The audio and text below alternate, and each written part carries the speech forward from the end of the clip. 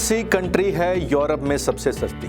कहां हम जा सकते हैं बिना एजुकेशन क्वालिफिकेशन के? कहां मिल सकता है हमें जाते ही TRC यानी कि टेम्परेरी रेजिडेंस कार्ड? कहां मिल सकती है 5 साल के बाद मेरे को PR, वो भी बिना आइलेट के? कौन सी कंट्री में मेरे को जाने के लिए नहीं चाहिए कोई एजुकेशन क्वालिफिकेशन और एक्सपीरियंस? इन सभी सवालों के जवाब आज आपको इस वीडियो में मिलने वाले हैं। अब ये वीडियो आप अंत तक जरूर देखें और इसको आगे सब्सक्राइब और शेयर जरूर कर दें। नमस्कार, मैं हूं रविंदर सिंह और आप आज जो वीडियो देख रहे हैं इसमें हम यूरोप की एक ऐसी कंट्री के बारे में बताना जा रहे हैं जो कि बहुत अच्छी कंट्री है और जो पंजाब और इंडिया के जो लोग हैं जो काम करने के लिए यूरोप जाना चाहते हैं उनके लिए ये सबसे सस्ती कंट्री है और यहाँ पे बिना किसी क्वालिफिकेशन के, बिना किसी एक्सपीरियंस के आपको जॉब मिल सकती है। और यहाँ जो मंथली सैलरी मिलती है वो ऑलमोस्ट 50,000 रुपया इंडियन रुपीज़ के हिसाब से मिल जाती है। अकोमोडेशन यहाँ पे कंपनियाँ प्रोवाइड करती हैं और फूड सबको अपना खुद बनाना पड़ता है। कंट्री का नाम है क्रोएशिया। जी हाँ, क्रोएशिया। इटली के बिल्कुल ऑपोजिट कंट्री है क्रोएशिया, जो कि इसी साल शेंगेन का पार्ट बनने जा रही है। इसके अलावा साइप्रस, बोस्निया और रोमानिया, ये कंट्रियां भी क्रोएशिया के साथ ही इस साल शेंगेन का पार्ट बन जाएंगी। जैसे ही ये शेंगेन का पार्ट बन जाएंगी उसके बाद आप अगर आपके पास TRC है क्रोएशिया का तो आप किसी भी शेंगेन कंट्री यानी कि इटली और ऐसी और कंट्रियों में बिना किसी वीज़े के मूव कर सकते हैं। अभी आप अगर वहाँ पे जाते हैं तो आपके लिए जो वहाँ पे जॉब्स अवेलेबल हैं वो हैं कंस्ट्रक्शन लाइन में, होटल लाइंस में और फार्म वर्कर के तौर पे, जिसके लिए कोई भी आपको एक्सपीरियंस की ज़रूरत नहीं है। आपको जो अभी जॉब्स वहाँ मिल सकती हैं वो हैं हेल्पर की जॉब्स।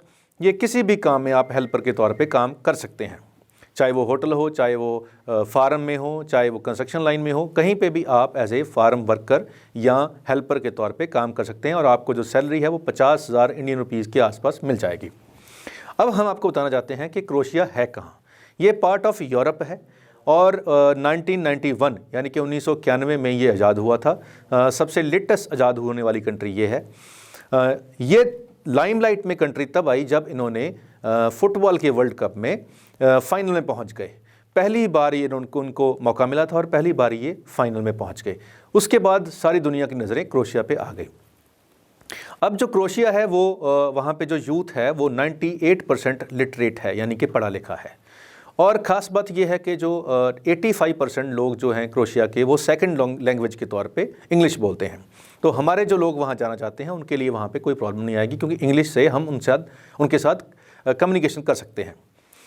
एक और ख़ास बात क्रोएशिया की ये है कि यहाँ के जो बच्चे हैं, जैसे हमारे पंजाब के बच्चे या इंडिया के बच्चे जो हैं वो फॉरेन कंट्रीज़ में पढ़ने जाते हैं और वहीं सेटल हो जाते हैं। तो सेम प्रॉब्लम क्रोएशिया की भी है। वहाँ का जो यूथ है, बच्चे हैं, वो मैक्सिमम कनाडा में, USA में, इंग्लैंड में पढ़ने जाते हैं और वहीं पे सेटल हो जाते हैं। तो वहाँ पे जो पॉपुलेशन है वो अभी ओल्ड पॉपुलेशन ज़्यादा है।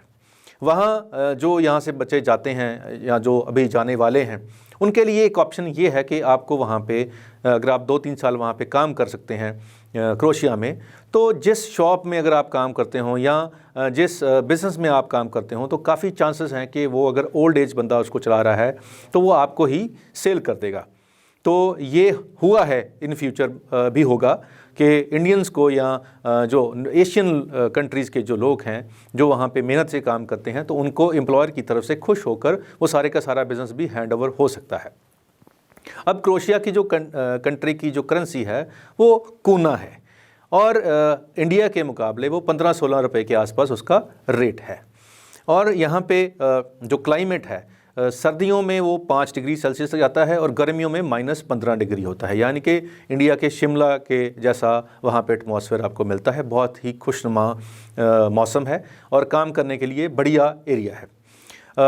5 साल अगर आप वहाँ पे काम कर लेते हैं तो आपको क्रोएशिया की PR भी मिल सकती है। ये वहाँ का रूल है। जब आप यहाँ से जाएंगे तो जाते ही आपको अपना जो TRC है 1 से 1.5 महीने के अंदर अंदर वहाँ के जो जहाँ पे आप काम करोगे वहाँ के जो पास वाले पुलिस स्टेशन से ही मिल जाएगा। जो टेम्परेरी रेजिडेंस कार्ड है वो आपको पुलिस स्टेशन से ही मिल जाता है बहुत आसानी से और बहुत कम उसकी फ़ीस होती है। 5-6 हज़ार रुपया इंडिया के हिसाब से अब उसकी फ़ीस होती है। और साल के बाद जब आपका साल पूरा हो जाता है, ये साल के लिए होता है, और साल के बाद आपको दोबारा सिर्फ फीस देनी है और एक कहीं पे भी जहाँ से आपको जॉब मिल रखी है या आने को देने के लिए तैयार है उसकी एक लेटर लगनी है एम्प्लॉयर की, और आपको ये TRC एक्सटेंड हो जाएगा। अगर आप क्रोएशिया में किसी लड़की के साथ शादी कर सकते हैं तो आपको PR वहाँ की मिल जाएगी। अगर आप वहाँ पे कोई इन्वेस्टमेंट कर सकते हैं, कोई घर खरीद सकते हैं, कोई बिज़नेस खरीद सकते हैं, तो उसके साथ भी आपको वहाँ की PR मिल सकती है। क्रोएशिया क्योंकि यूरोप का पार्ट है और आज की डेट में क्योंकि अभी शेंगन का पार्ट बना नहीं है और बनने जा रहा है, तो जो लोग साइप्रस जाना चाहते हैं और ये सोचते हैं कि वहाँ पे पक्का जल्दी हो जाते हैं, तो साइप्रस का जो कॉस्ट है इंडिया से वो काफ़ी महंगा है और साइप्रस के मुकाबले ये ऑलमोस्ट हाफ रेट में ही क्रोएशिया का जो आपका वर्क परमिट है या जो जॉब एम्प्लॉयमेंट है वो आपको मिल जाएगी।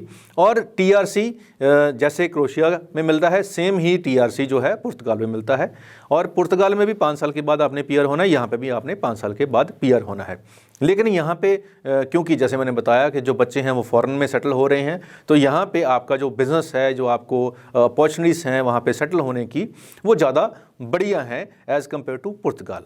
अगर आप क्रोएशिया के बारे में कोई और जानकारी लेना चाहते हैं तो नीचे मेरा नंबर चल रहा है, आप मेरे को कॉल करके मेरे से अपॉइंटमेंट लेके भी क्रोएशिया के बारे में और जानकारी ले सकते हैं। आज के लिए इतना ही, मिलते हैं अगले शो में एक नई वीडियो के साथ। मैं फिर आपसे रिक्वेस्ट करता हूं कि इस चैनल को सब्सक्राइब जरूर कर दें, बेल आइकॉन भी दबा दें और इसको शेयर भी कर दें। नमस्कार।